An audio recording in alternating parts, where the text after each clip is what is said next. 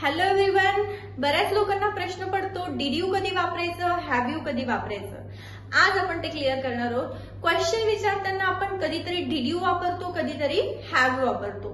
Did वापरतो आपण simple past मध्ये, पण ज्या वेळेला तुम्हाला त्यामध्ये टाइम मेन्शन करायचा आहे. फॉर एक्झाम्पल जसं की did you go to office yesterday.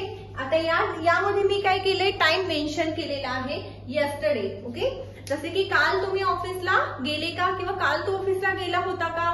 ठीक आहे, पण जर मला आता विचारायचं आहे ज्याच्यामध्ये टाइम मेन्शन करायचा नाहीये, जसं की have you ever eaten momos, म्हणजे काय, तू कधी मोमोज खाल्ले आहेत का, तर इथे मी हॅव वापरलेले आहे. Have you ever eaten momos, ever वापरलाय म्हणजे तू कधी खाल्लेत का, किंवा विदाउट एव्हर सुद्धा आपण सेंटेन्स बनवू शकतो. जसं की have you tried Hyderabad biryani, कधी हैदराबाद बिर्याणी ट्राय केली आहे का.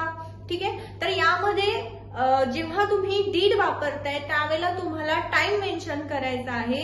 जसे की did you eat panipuri yesterday, did you go to office yesterday, did you watch movie yesterday, काल तू मूवी पाहिलाय का. Now will see the uses of have.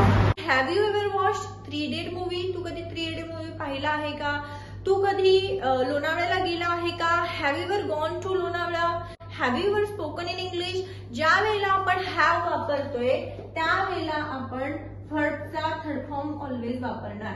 Okay, आणि ज्या वेळेला आपण इथे डिड एनी क्वेश्चन विचारतोय त्यावेळेला आपण इथे व्हर्बचा फर्स्ट फॉर्म वापरणार. थँक्यू.